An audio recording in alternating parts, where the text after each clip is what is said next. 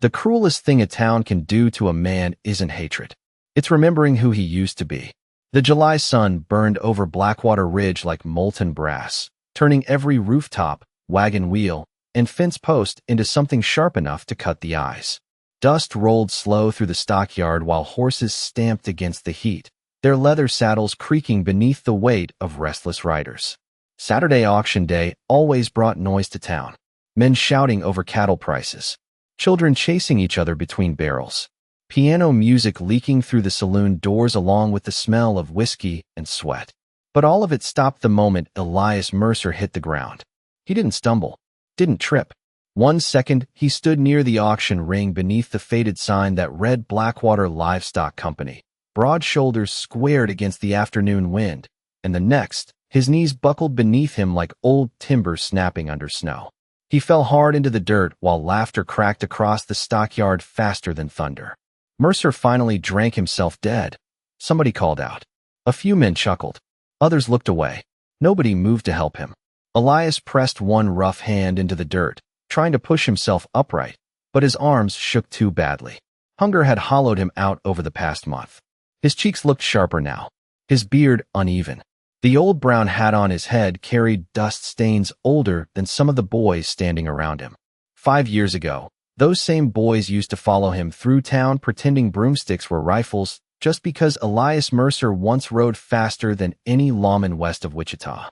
Back then, people made room when he walked by. Women smiled when he tipped his hat.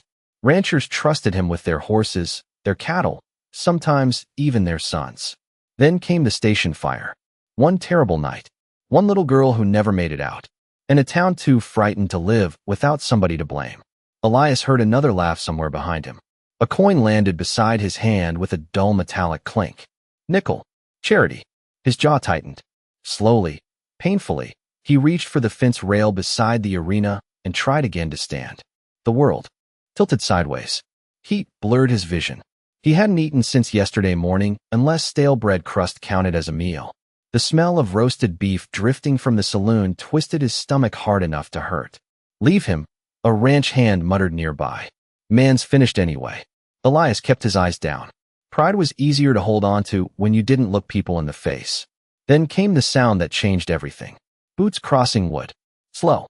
Measured. Not hurried. Not afraid. The crowd shifted slightly near the auction platform, though nobody said a word. Elias lifted his head just enough to see white fabric moving through the dust. A woman stepped between the men standing around him. White dress despite the heat. Sleeves rolled neatly to her elbows. Dark blonde hair pinned beneath a cream-colored hat tied with a pale ribbon that fluttered softly in the wind. Clara Whitmore. Even before she spoke, the air changed. Some people carried silence with them like a lantern. Clara was one of those people. She looked down at Elias for a long moment while the stockyard waited. Not pity, not disgust, just steady eyes the color of river water before rain. Help him up, she said quietly. Nobody moved. A cowboy near the rail snorted under his breath. Ain't worth the trouble. Clara turned her head slightly toward the voice. Nothing angry crossed her face. Somehow that made it worse. I wasn't asking, she said. The laughter died after that. Not because they feared her. Because shame has a strange way of sounding louder than noise once somebody decent walks into the middle of it. Clara stepped forward and knelt directly in the dirt beside Elias Mercer while the whole town watched. Clara Whitmore did not belong on her knees in stockyard dirt. Everybody in Blackwater Ridge knew that.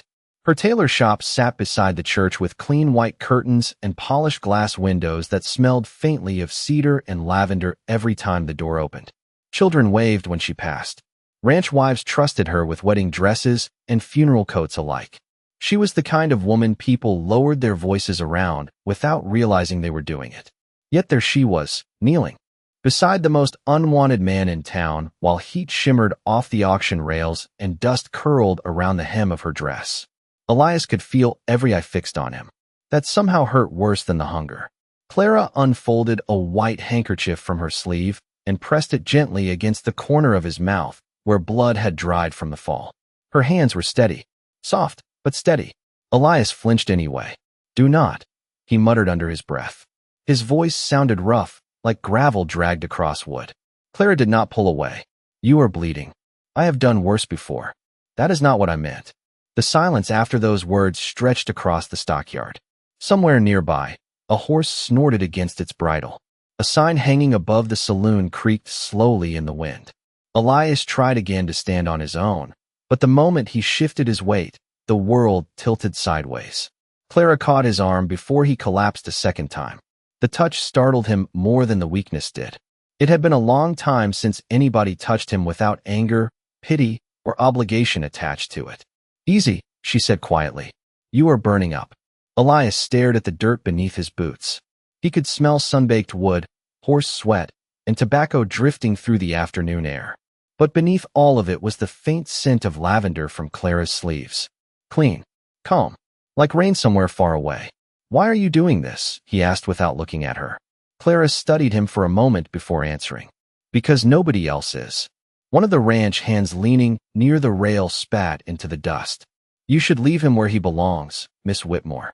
A few men nodded under their hats. Clara slowly rose to her feet then, brushing dirt from her palms. She was not tall, not loud, but when she turned toward the crowd, even the wind seemed to settle down to listen. "Funny thing about fallen men," she said softly. "Most of them did not fall alone." Nobody answered her after that, because everybody standing there remembered exactly who Elias Mercer used to be. They remembered winter storms where he rode 12 miles through snow to rescue stranded cattle. They remembered the flood 3 springs ago when he carried 2 children across rising river water with ropes tied around his waist. They remembered how the station fire changed everything overnight. One terrible blaze, one dead child, and one man blamed before the ashes even cooled. Elias felt Clara slide his arm gently across her shoulder. "Can you walk?" she asked. He almost said no out of pride alone. But pride did not keep a man standing when his knees had already surrendered. "A little," he admitted. Together they started across the stockyard while the crowd parted slowly around them. No one offered help. No one dared laugh anymore either. Boots scraped against dry earth. A piano played faintly from inside the saloon, missing notes now and then like a tired heartbeat. Halfway across the yard, Elias noticed a small boy staring at him from beside a water trough. The child could not have been older than 8. Freckles across his nose, thin suspenders hanging crooked from one shoulder. He looked at Elias the way children look at broken things they do not understand yet. Then the boy glanced up at Clara and whispered loud enough for Elias to hear. "Mama says bad men always end up alone." Clara stopped walking. For a second, Elias thought she might ignore it like everybody else usually did. Instead, she looked directly at the child and said something so quiet the whole stockyard leaned into the silence just to hear it.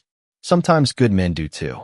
The walk from the stockyard to Clara Whitmore's tailor shop could not have been more than 300 yards, but to Elias Mercer it felt longer than the last 5 years combined. Every step scraped against his pride like sandpaper over old wounds.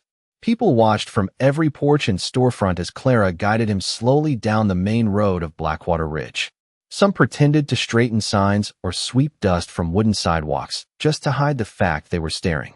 Others did not bother hiding it at all. Elias kept his eyes low beneath the brim of his faded hat. The town looked different when you became the thing people whispered about. Smaller somehow.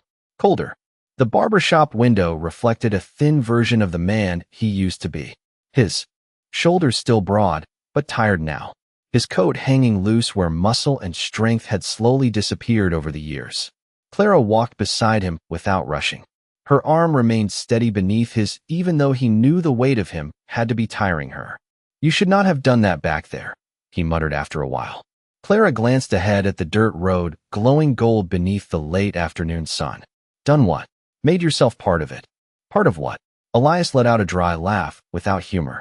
"Whatever people become after they stand beside me." Clara said nothing for several seconds. Wind pushed softly through the street, carrying the smell of horses, chimney smoke, and bread baking somewhere nearby. The church bell rang once in the distance. Slow and hollow. Finally she answered. "You speak as though disgrace spreads like fever." "In this town it does."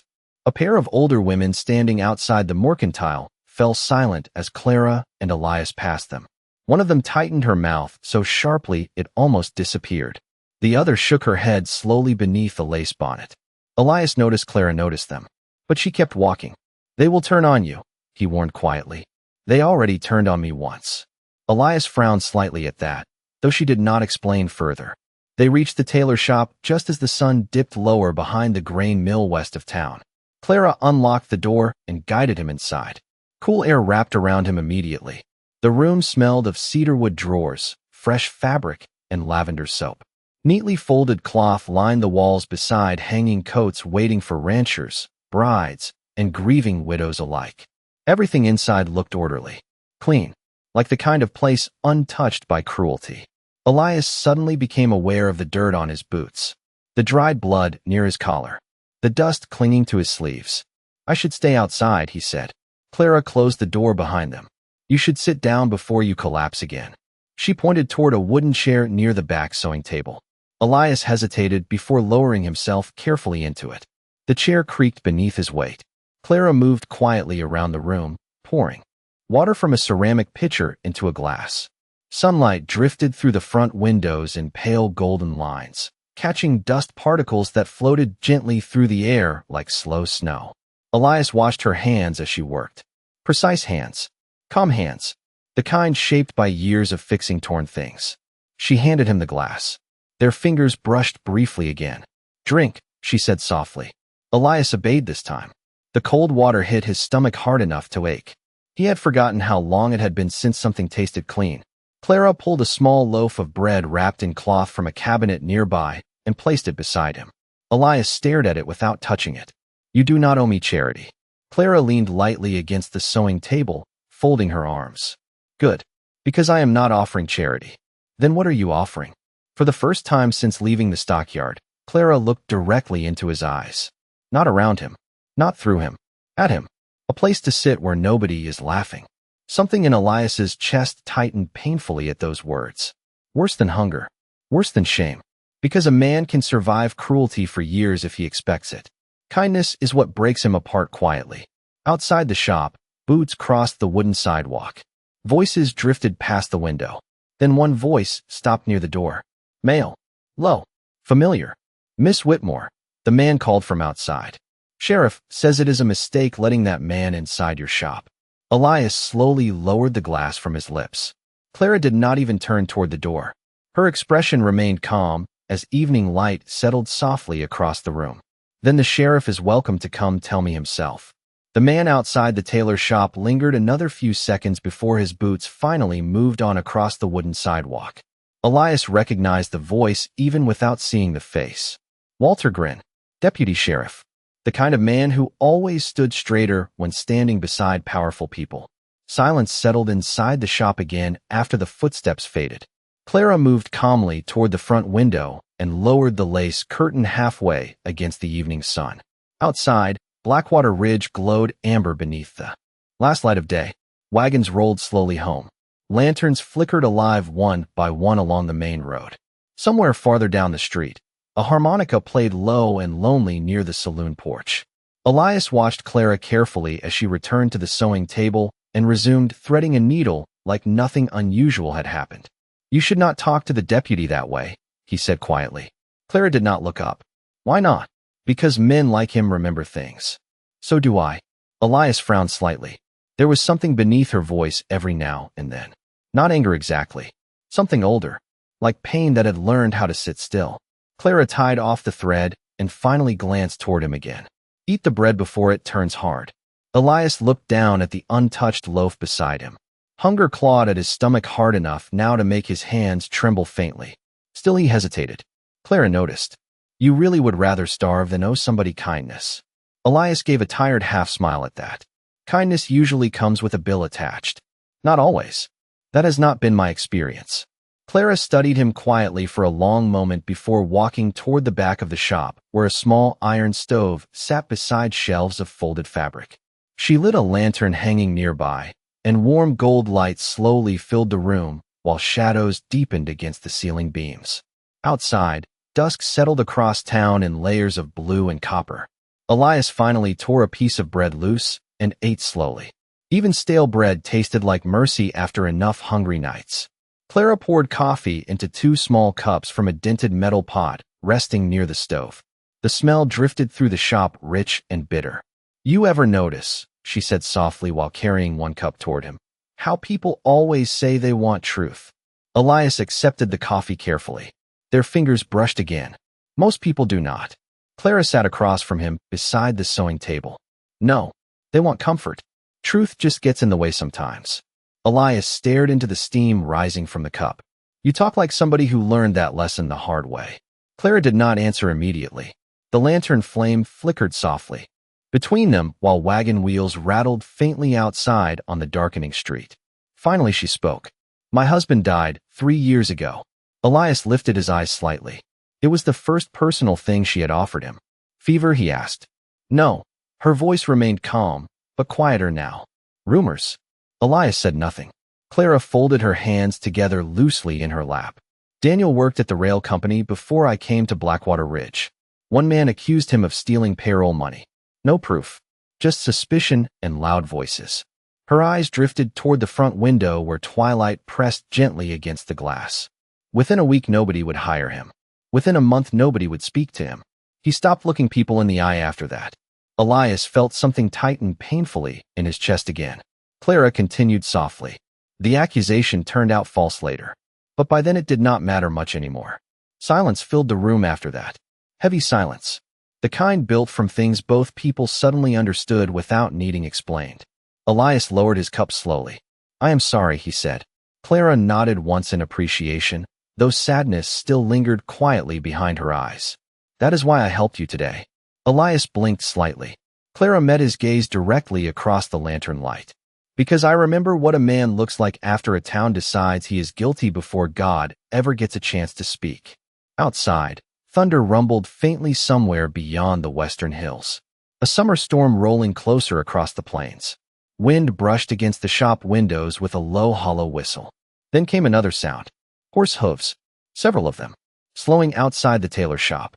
The horses stopped outside the tailor shop with the slow, heavy sound of men who wanted to be noticed before they ever spoke. Elias set his coffee cup down carefully as shadows crossed the front windows beneath the lantern glow. Clara remained seated for another second, calm as still water, though Elias noticed the slight tightening in her jaw. Rain clouds had swallowed most of the evening sky now, turning the glass dark blue beyond the lace curtains. The wooden sign outside creaked softly in the rising wind. Then came a knock against the door. Not loud, just firm enough to remind everybody inside who carried authority in Blackwater Ridge. Clara stood slowly and smoothed her sleeves. You do not have to answer it, Elias said. Clara gave him a faint look over her shoulder. That usually makes men knock harder. She crossed the shop floor and opened the door halfway. Sheriff Wallace Grady stood beneath the porch lantern with rain dust clinging to his black coat. 2 deputies waited behind him near the hitching rail, their horses restless beneath the smell of approaching thunder. Wallace Grady had once been a broad, powerful man. Age had narrowed him some, but not softened him. Gray sat heavy in his mustache now, and deep lines cut through his weathered face like old rope marks in dry wood. He removed his hat slowly when Clara opened the door. Miss Whitmore, he said politely enough. Clara nodded once. Sheriff. His eyes shifted past her immediately toward Elias sitting near the lantern inside the shop. Silence stretched across the doorway for several long seconds. Rain began tapping lightly against the porch roof overhead. Evening, Mercer, the sheriff finally said. Elias leaned back slightly in the chair without answering. Wallace stepped inside after Clara moved aside for him. The deputies remained outside under the darkening sky. The sheriff looked around the tailor shop quietly, taking in the coffee cups, the bread on the table, the lantern light warming the room. Something unreadable passed through his eyes then. Not anger exactly. Something closer to disappointment. Town is already talking, Wallace said carefully toward Clara. Town always talks. This time they are talking about you. Clara closed the door against the wind before answering. People survive gossip easier than loneliness, Sheriff. Wallace sighed softly beneath his breath. You are making this harder than it needs to be. Elias finally spoke from the chair near the sewing table. Leave her out of this. The sheriff looked toward him. That stopped being possible the second she dragged you out of that stockyard in front of half the county. Elias rose slowly to his feet despite the weakness still sitting heavy in his bones. The room tilted slightly, but he steadied himself against the chair. Then I will go. Clara turned sharply. You can barely stand. I have stood alone before. That does not mean you should keep doing it. Elias ignored her gently and reached for his old hat resting on the table. Wallace watched him quietly. You know, the sheriff said after a moment, I never believed all of it. Elias paused. Rain hit the windows harder now, soft, steady drumming beneath distant thunder. Believed what? Wallace lowered his eyes briefly toward the floorboards. That little girl died because of you. The room went still. Even the wind outside seemed to hold its breath. Elias stared at the sheriff without moving. 5 years. 5 long years, and not once had Wallace Grady ever said those words aloud. Clara looked between the two men carefully. Then why let the town believe it? She asked quietly. The sheriff removed his gloves slowly, one finger at a time. Because fear spreads quicker than truth. And after that fire, he stopped speaking for a moment, jaw tightening beneath the lantern light. People needed somebody to carry the blame before panic tore this town apart. Elias let out a hollow laugh under his breath. Not angry, just tired. So you handed them me. Wallace did not answer immediately. Outside, lightning flashed pale across the dark windows for a brief second. I thought it would pass, the sheriff admitted finally. I thought people would calm down once enough time went by. Elias placed his hat back onto the table instead of putting it on. Funny thing about lies, Sheriff, he said quietly. They do not calm down. They settle in. Another silence followed. Heavy this time. The kind built from years no one could return. Then one of the deputies suddenly called from outside the porch. Sheriff. Wallace turned slightly toward the door. What is it? The deputy hesitated before answering. Somebody is asking questions again about the station fire. The words hung inside the tailor shop heavier than the storm clouds gathering above Blackwater Ridge. Somebody is asking questions again about the station fire. Sheriff. Wallace Grady slowly turned toward the door while rain whispered harder against the windows. Who? He asked. The deputy shifted uneasily beneath the porch lantern outside. Old man Carter. Wallace frowned immediately. Eli Carter? Yes, sir. Elias felt something cold move through his stomach at the name. Eli Carter had worked nights at the rail station 5 years ago. Quiet man. Thin as fence wire. Always smelling faintly of tobacco and lamp oil. After the fire, he disappeared from town for nearly a year. When he finally returned, age seemed to have doubled inside him. He barely spoke now except to mutter to himself outside the general store some mornings. Wallace rubbed one hand slowly across his jaw. What kind of questions? About the records from the station office. The sheriff's expression darkened slightly. Clara noticed it immediately. There were records? She asked. Wallace looked toward her carefully, as though deciding how much truth the room could handle tonight. Payroll books, freight ledgers, shipment logs. Most burned in the fire. Most, Clara repeated softly. The sheriff did not answer right away. Outside, thunder rolled low across the plains. Elias watched Wallace closely now. For the first time in years, something beneath the sheriff's calm looked uncertain. There were rumors afterward, Wallace admitted quietly. Some people believed a few documents survived. Elias let out a tired breath through his nose. And somehow nobody thought to mention that while they were burying my name. Wallace met his eyes. I told you before. The town needed peace. No, Elias said softly. The town needed somebody expendable. Rain hammered harder now against the roof while wind rattled the windows sharply. Clara crossed toward the front door and locked it without speaking. The small metallic click sounded louder than it should have. Then she turned back toward the sheriff. What was in those records? Wallace removed his hat slowly again. Water dripped from the brim onto the floorboards near his boots. Rail payments, fuel shipments, construction orders. Clara studied him.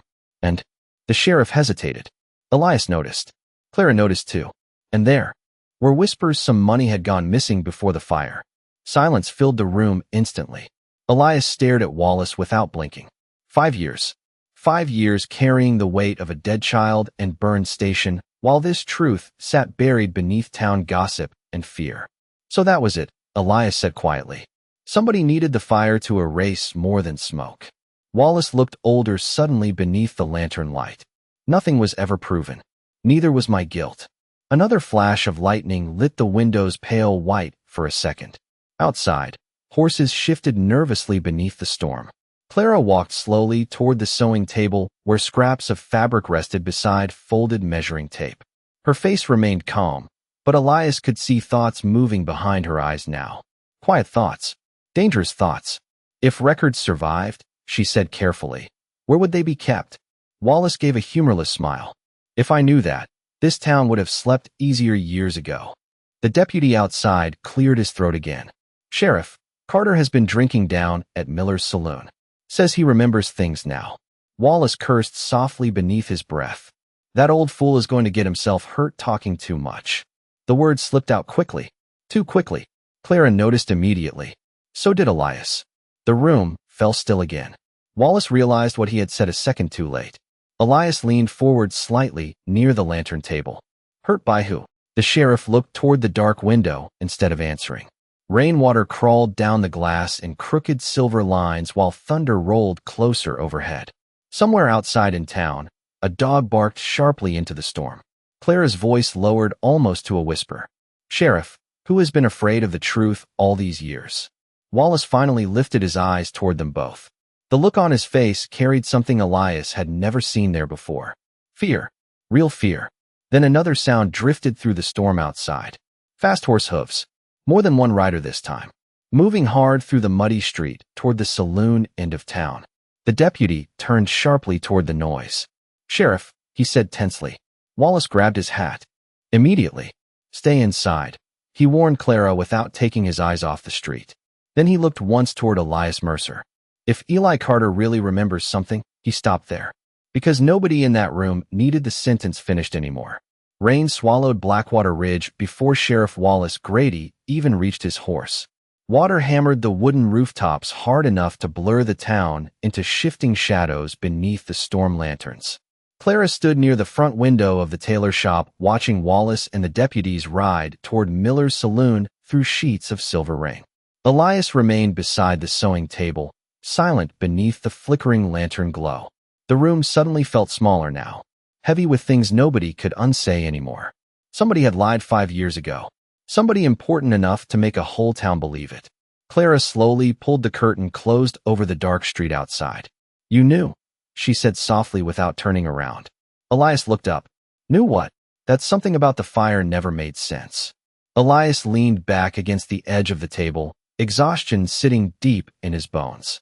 A man knows when people stop looking for truth and start looking for relief. Thunder rolled low across the plains beyond town. Clara faced him again. Then why stay? Elias almost smiled at that. Almost. Where exactly does a guilty man go after an innocent town decides his sentence? Clara held his gaze quietly. You still call them innocent? Elias stared toward the rain running down the shop windows. Most people are not cruel because they enjoy it. They are cruel because fear makes cowards out of ordinary men. Clara studied him carefully beneath the lantern light. There it was again. The thing she noticed from the beginning. Elias Mercer carried no bitterness sharp enough to poison others. Only tiredness.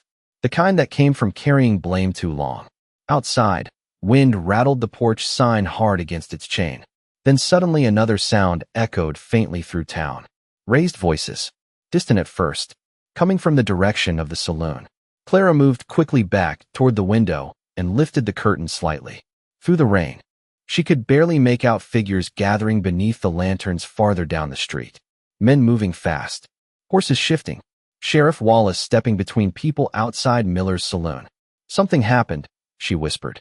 Elias pushed away from the table immediately despite the weakness still lingering in his legs.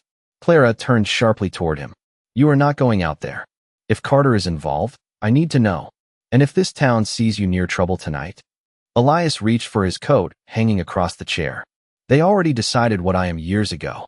Clara stepped closer before he could move past her. Rainlight flickered softly across her face through the front window. You think I helped you because I wanted another ghost sitting in this shop? Elias stopped. Clara's voice lowered. I helped you because somewhere beneath all this shame, I still saw a man trying not to become bitter. Silence stretched between them while thunder rolled overhead again. Then the distant shouting outside suddenly stopped all at once. Not faded. Stopped. Like an entire crowd holding its breath together. Elias and Clara exchanged a look. The kind people share before bad news reaches the room. Seconds later, fast footsteps splashed through puddles toward the tailor shop porch. The door burst open hard enough to shake the hanging bell overhead. Deputy Walter Grin stood there soaked by rain, chest rising heavily. Water dripped from the brim of his hat onto the floorboards. His face looked pale beneath the lantern light. Clara stepped forward first. What happened? Walter glanced toward Elias with visible hesitation. Eli Carter is gone. Elias frowned. Gone where? Nobody knows. 1 minute he was inside the saloon talking nonsense about records and money. Then the lights blew during the storm. Walter swallowed hard. When lanterns came back on, Carter disappeared. Clara folded her arms tightly against the cold creeping through the open doorway. People do not vanish into rainstorms. Walter lowered his voice carefully now. Somebody searched his room above the saloon afterward. Elias felt the room tighten around those words. Searching for what? The deputy hesitated. Then he reached slowly inside his coat and pulled out something wrapped in oilcloth. Small, square, protected from the rain. Walter looked directly at Elias Mercer. Sheriff said you should see this before anybody else does. He placed the object carefully onto Clara's sewing table beside the lantern. Elias stared at it without breathing for a second, because even beneath the folded cloth, he already recognized the shape of the old railroad ledger. For a long moment, nobody in the tailor shop touched the oilcloth bundle resting beside Clara's lantern. Rain hammered the roof hard enough now to drown most sounds outside except distant thunder rolling across the plains. The small room smelled of wet leather, lamp smoke, and cedarwood while shadows trembled softly along the walls. Deputy Walter Grin kept glancing nervously toward the dark street beyond the door as if afraid somebody might have followed him there. Elias stared at the wrapped ledger without blinking. 5 years ago, he had watched flames swallow the station office while men dragged him backward through smoke and confusion, screaming that the roof was collapsing. He remembered the heat, the panic, the sound of people shouting names into the night. But he also remembered something else now. Wallace Grady standing near the burning office door, yelling at everybody to stay back before anyone checked whether records survived inside. Clara finally stepped toward the table and carefully unfolded the oilcloth. An old leather ledger appeared beneath the lantern light, darkened by age and water stains. One corner carried a black scorch mark. Elias felt his chest tighten immediately. Walter lowered his voice. Sheriff found it hidden beneath loose floorboards in Carter's room. Clara gently opened the cover. The paper inside looked yellow and warped from years hidden away from daylight. Names filled the pages in neat faded handwriting beside freight numbers, payroll figures, and shipment dates. Elias moved closer slowly. His shadow stretched long across the table beneath the lantern glow. Turn 3 pages forward, he said quietly. Clara looked up at him. You remember this book? Elias nodded once, without taking his eyes off the ledger. I used to help unload rail shipments some nights before the fire. Clara carefully turned the pages. The room remained silent except for rain and paper moving softly beneath her fingertips. Then suddenly Elias saw it. One line halfway down the page. Fuel shipment delivered 3 days before the fire. 12 barrels missing from inventory records. Beside the entry sat a signature. Elias felt cold spread slowly through his body despite the warmth of the lantern nearby. Clara noticed his expression immediately. What is it? Elias pointed toward the name written beside the missing shipment. Walter leaned closer over the table. Then both Clara and the deputy fell silent too. Because the signature belonged to Thomas Bellamy, owner of the Blackwater Rail Company, richest man in 3 counties. The man who funded the church roof after the fire. The man who paid for the orphan fund after the little girl died. The man people called generous every Sunday morning. Walter stepped backward slowly. That cannot be right. Elias gave a hollow laugh under his breath. Funny thing about ink. It usually says exactly what somebody wrote. Clara continued scanning the page carefully. Another notation appeared beneath the fuel entry. Payment discrepancy unresolved. Supervisor notified. Initials beside it. E.C. Eli Carter. The old station clerk had known. Elias leaned both hands against the table now. Exhaustion forgotten beneath something sharper rising inside him. Not anger. Clarity. 5 years of shame suddenly rearranging themselves into a shape that finally made sense. The fire covered missing fuel, he murmured quietly. And Carter must have realized it afterward. Walter looked toward the dark windows nervously again. If Bellamy knew Carter kept this ledger. He stopped speaking because nobody needed the thought finished. Clara slowly closed the book again. Her face remained calm, But Elias saw something dangerous settling quietly behind her eyes now. Resolve. Sheriff Wallace needs to see this immediately, Walter said. No. Elias answered at once. The deputy frowned. What? Elias looked toward the storm outside.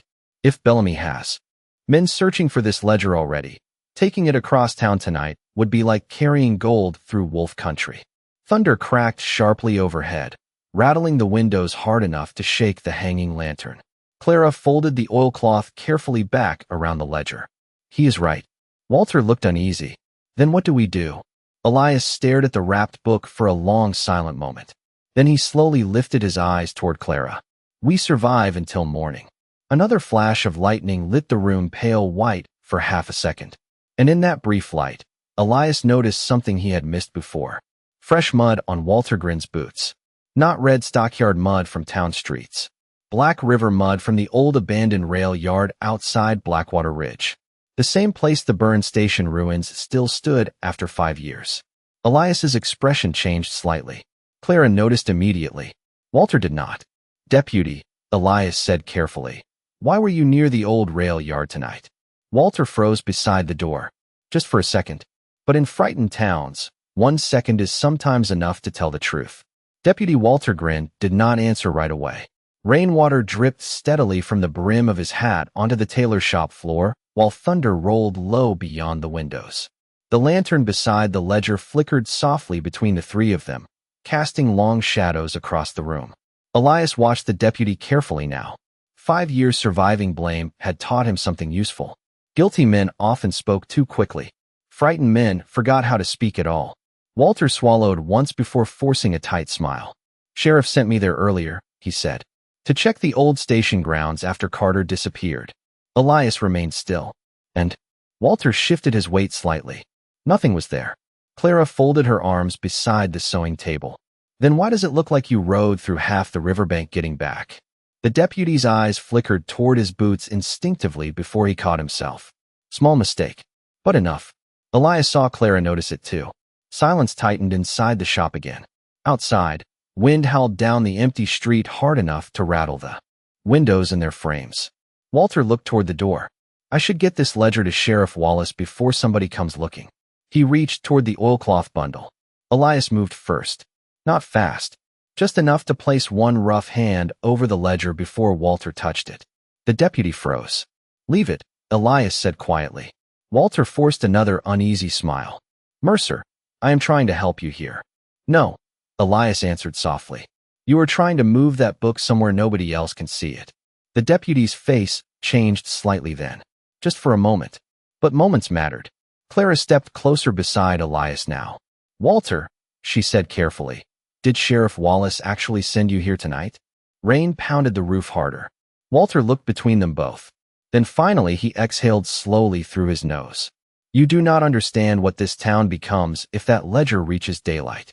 Elias almost laughed at that. Seems to me we have already seen what this town becomes. Walter lowered his eyes briefly toward the wrapped book. Thomas Bellamy built half this county. The rail line, the grain mill, the church roof after the fire. And maybe the lie too, Clara said. The deputy rubbed one shaking hand across his mouth. You think people want truth now? After 5 years. Elias stared at him across the lantern light. Truth does not care what people want. Another long silence settled over the tailor shop. Then Walter spoke again, quieter this time. Eli Carter was scared. Clara's eyes narrowed slightly. You found him. Walter nodded once. Near the old station ruins. Elias felt his stomach tighten. Is he alive? The deputy hesitated too long before answering. He rode south out of town. Elias looked away slightly. There it was again. Fear hiding inside half-finished sentences. Clara noticed it too. Walter, she asked softly, what happened out there tonight? The deputy's face looked older suddenly beneath the lantern glow. Rainwater still dripped from his coat onto the floorboards while thunder shook the windows again.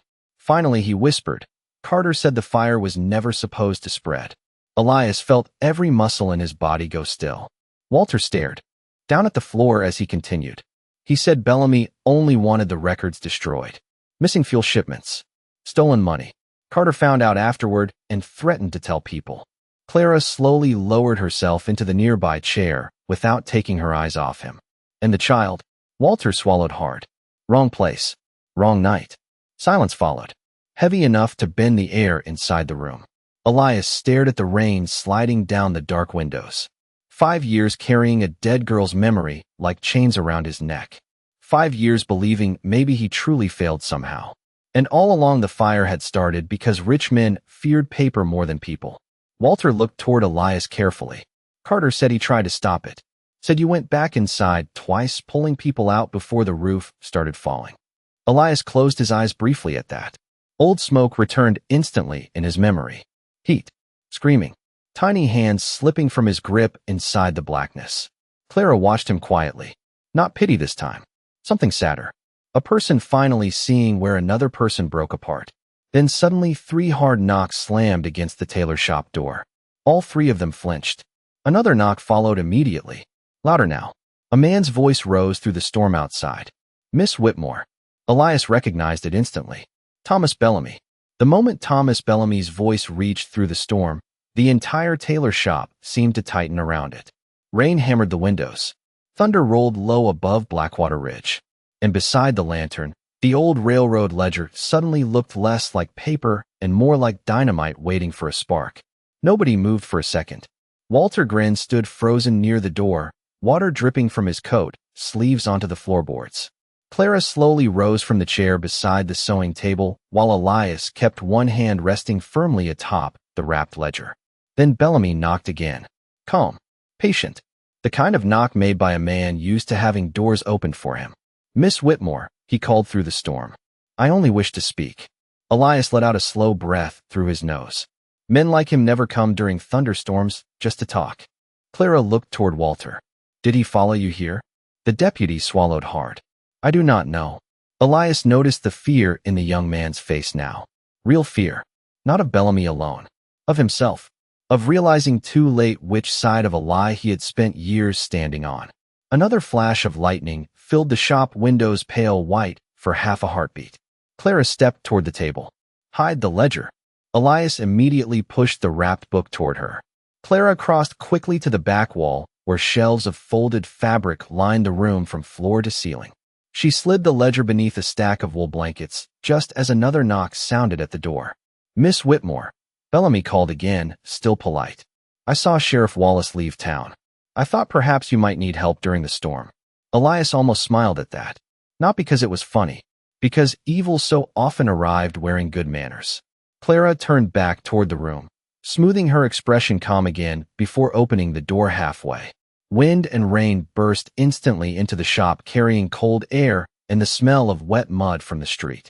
Thomas Bellamy stood beneath a black umbrella held by another man behind him on the porch. Even soaked by stormlight, Bellamy still looked expensive. Dark wool coat, silver watch chain, gloves too fine for ranch work. His gray hair neatly combed despite the weather. Everything about him suggested control.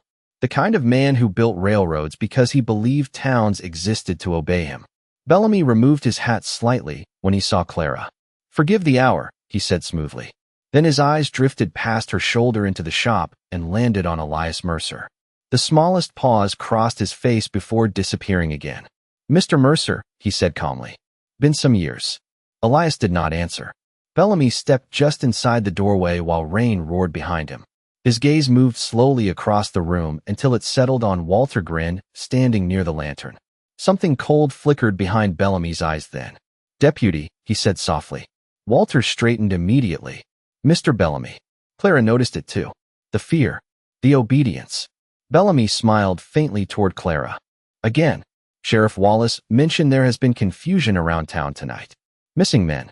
Old stories being stirred up. Elias leaned slightly against the table behind him. Stories usually stay buried when everybody profits from silence. Bellamy turned toward him fully now. Careful, son. Elias held his gaze. I stopped being your son the night your railroad burned my life down. Silence settled across the tailor shop. Rainwater dripped steadily from Bellamy's umbrella onto the wooden porch outside. The man behind him remained motionless beneath the storm. Bellamy removed one glove slowly finger by finger. I came because Eli Carter has disappeared, he said calmly. And frightened men sometimes spread dangerous rumors before they run. Clara folded her arms. Dangerous to who? Bellamy looked at her then. really looked at her, measuring, calculating. To towns built on trust. Elias almost laughed again. Trust. Bellamy ignored him completely. Miss Whitmore, you are respected here. I would hate to see your kindness toward Mr. Mercer pull you into matters you do not fully understand. Clara stepped closer toward the doorway until she stood directly between Bellamy and the rest of the room. I understand enough. Bellamy's smile faded slightly. Outside, thunder cracked so loudly the shop windows trembled. Then Walter suddenly spoke behind them all. Quiet at first, almost swallowed by the storm. He knows about the ledger. Every face in the room turned toward the deputy. Walter stared at the floorboards as if ashamed to lift his eyes anymore. Bellamy went completely still. And for the first time since entering the tailor shop, the powerful railroad owner stopped looking like a man in control. Walter Grin's confession settled over the tailor shop heavier than the storm itself. Rain battered the windows. Thunder rolled low above Blackwater Ridge. Yet inside that small room, nobody seemed to breathe anymore. Thomas Bellamy stood perfectly still near the doorway, one hand resting calmly on the silver head of his cane while water dripped from the edge of his coat onto the floorboards. Only his eyes changed. The warmth disappeared from them entirely. Clara saw it first. Men who spent years hiding truth always looked colder the moment somebody finally spoke it aloud. Walter kept staring at the floor as if afraid to face what he had just done. Walter, Bellamy said quietly, perhaps you were confused. The deputy shook his head once. Small movement. Trembling. I saw the ledger. Bellamy's expression remained calm. Too calm. And what exactly do you think you saw? Elias stepped forward before Walter answered. Enough missing fuel to burn half the county. Lightning flashed outside, throwing pale white light across the room for a heartbeat. Bellamy slowly removed his gloves one finger at a time again. Habit of a man controlling his temper carefully. You have always preferred accusations over facts, Mercer. Elias almost smiled at that. No, that was this town. Silence. Heavy and sharp. Clara moved quietly beside the sewing table now, placing one hand near the folded blankets hiding the ledger beneath them. Bellamy noticed the movement instantly. So did the man standing behind him on the porch. Broad shoulders. Dark raincoat. One hand resting inside his jacket the entire time. Clara felt the danger in that without needing words. Bellamy stepped farther inside the tailor shop while thunder cracked overhead again. 5 years ago, he said softly, a terrible accident happened. People panicked. Mistakes were made. Elias stared at him. A child died. Bellamy's jaw tightened slightly. And many families would have starved if this railroad collapsed under scandal afterward. Clara looked at him in disbelief. So you sacrificed one man's life to protect your business? Bellamy turned toward her calmly. I protected this town. No, Elias said quietly. You protected yourself. Rainwater crawled down the shop windows in silver lines while the lantern flickered harder from the wind, pushing through cracks in the walls. Walter finally lifted his eyes toward Bellamy. Fear sat openly across his face now. Carter said the fire spread because fuel barrels were stacked wrong behind the office. Bellamy looked at him without blinking. Carter drinks too much. He also kept records. Another silence followed. The man behind Bellamy shifted slightly on the porch. Clara noticed again how his hand never left his coat. Elias noticed too. Bellamy sighed softly then, almost sadly. You know what disappoints me most, Walter? The deputy swallowed hard. Sir, loyalty used to mean something in places like this. Walter looked like he wanted to disappear inside his own skin. Elias understood that feeling better than anyone alive. Bellamy slowly turned his attention back toward Elias now. And you, he said quietly. After everything this town did to you, I expected more hatred. Elias leaned against the table beside the lantern. Exhaustion still sat deep in his body, but something steadier held him upright now. Hatred is expensive. I could barely afford food. Clara looked toward him then, really looked at him. And for the first time all night, Bellamy seemed uncertain how to answer. Because men like Thomas Bellamy understood revenge. They understood greed, fear, pride. But mercy confused them. Mercy made them feel small. Another flash of lightning lit the room pale blue. Then suddenly the sound of horse hooves thundered through the muddy street outside. Fast. Several riders. Bellamy turned sharply toward the window, just as Sheriff Wallace Grady's voice shouted through the storm. Thomas Bellamy. The railroad owner's face hardened instantly. The front door burst open wider beneath the wind as Wallace stepped inside, soaked by rain with 2 deputies behind him. His eyes moved from Bellamy to Walter to Elias in one sweeping glance. Then they landed on Clara. "Tell me it is true," the sheriff said quietly. Nobody answered right away. Clara reached slowly beneath the folded blankets beside the sewing table and pulled out the old railroad ledger. The lantern light trembled softly across its weathered cover, while thunder rolled overhead like distant cannon fire. Wallace stared at the book for a long moment. Then he closed his eyes briefly, as though carrying the weight of 5 lost years all at once. When he opened them again, he looked directly at Elias Mercer. "You should have never carried this town's shame for us." The tailor shop stood silent after Sheriff Wallace Grady's words. Rain still hammered the rooftops of Blackwater Ridge, but inside that small lantern-lit room, the storm suddenly felt far away. Elias Mercer remained motionless beside the sewing table, while the sheriff held the old railroad ledger carefully in both hands like something sacred and dangerous at the same time. Thomas Bellamy watched everything with cold, steady eyes. The wealthy railroad owner no longer looked surprised. Men like him survived by adjusting quickly once lies stopped working. Wallace slowly opened the ledger beneath the lantern glow, while 2 deputies stood near the doorway behind him. Water dripped from their coats onto the floorboards. Clara stayed close beside Elias now, though neither of them spoke. Page after page turned softly beneath the sheriff's rough fingers. Missing fuel records. False shipment numbers.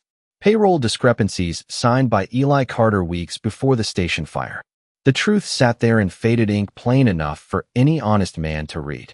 Wallace closed the book slowly. His face looked older than ever beneath the flickering lantern light. "It was you," he said quietly toward Bellamy. Thomas Bellamy removed the last glove from his hand with calm, deliberate movements. "Careful, Sheriff. A child died." Bellamy's expression barely changed. "An accident happened." Elias finally spoke. His voice remained low. "Steady. No. An accident is lightning striking a barn." This was greed wearing expensive boots. Thunder rolled hard above town as Bellamy stepped farther into the room. The man standing outside behind him shifted again beneath the porch shadows. Wallace noticed immediately. So did the deputies.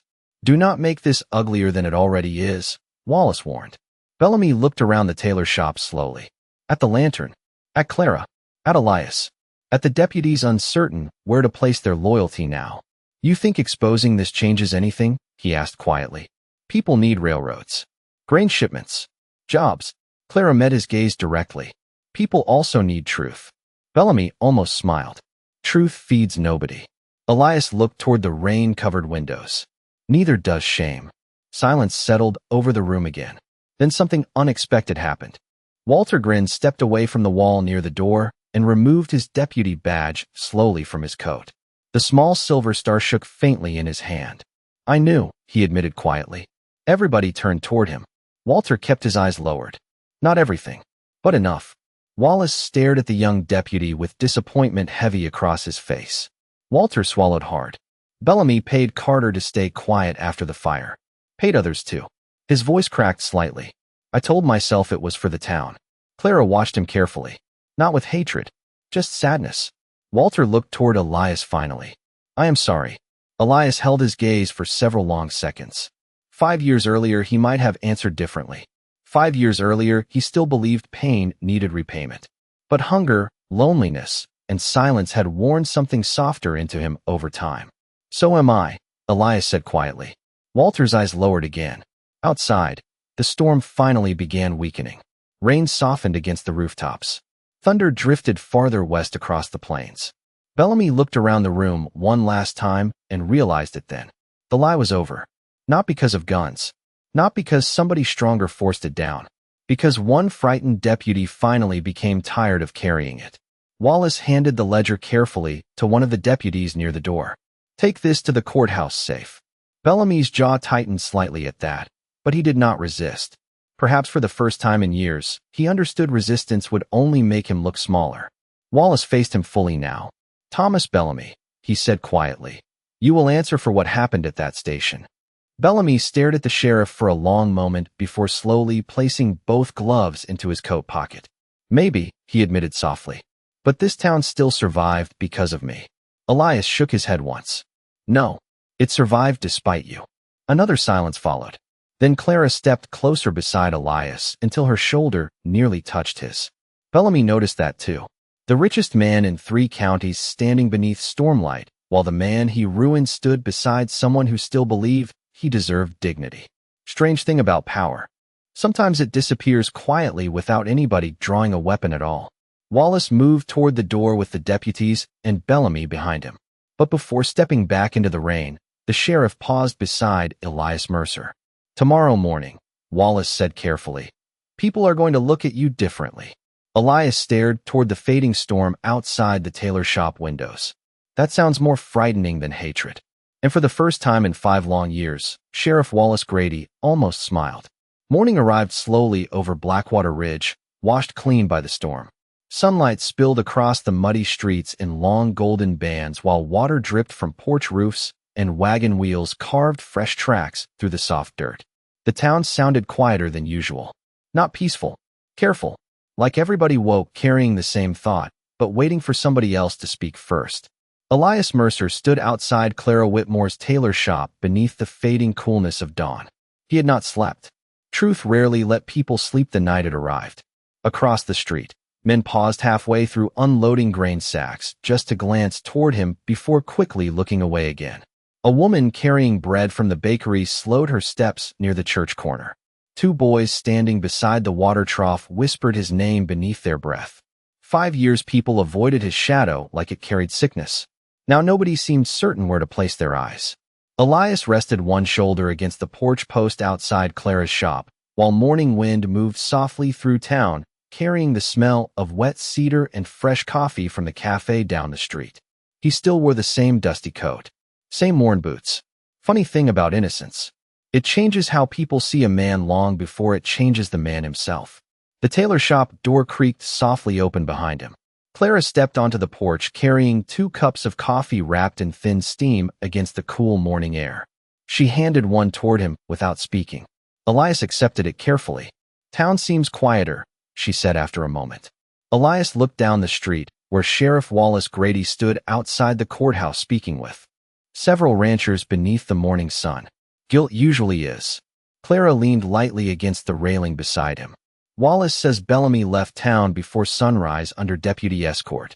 Elias nodded once. Men like him always leave before the dust settles. Silence drifted comfortably between them then. Not empty silence anymore. Peaceful silence. The kind earned after surviving something difficult together. Across town, church bells rang softly through the morning air. One slow note after another. Elias stared toward the sound while sipping coffee.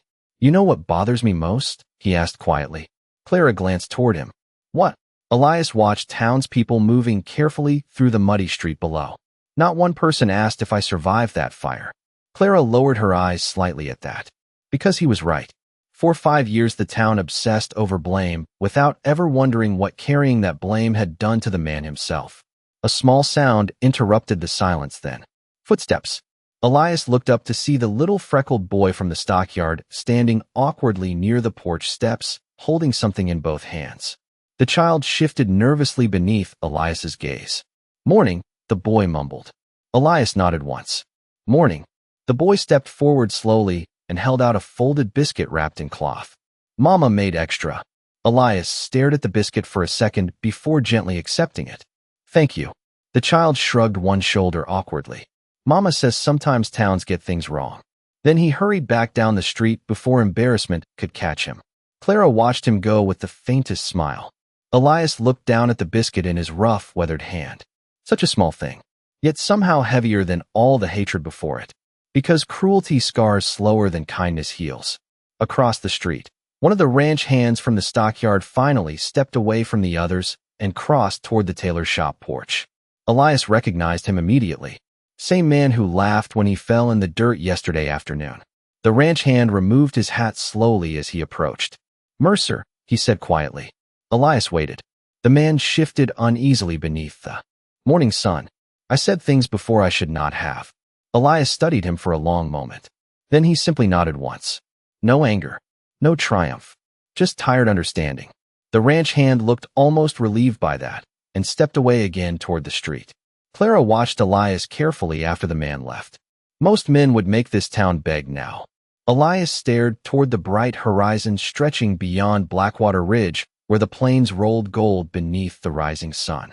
Begging does not return 5 years. Wind moved softly through the porch beside them. Somewhere nearby, a horse whinnied against its bridle.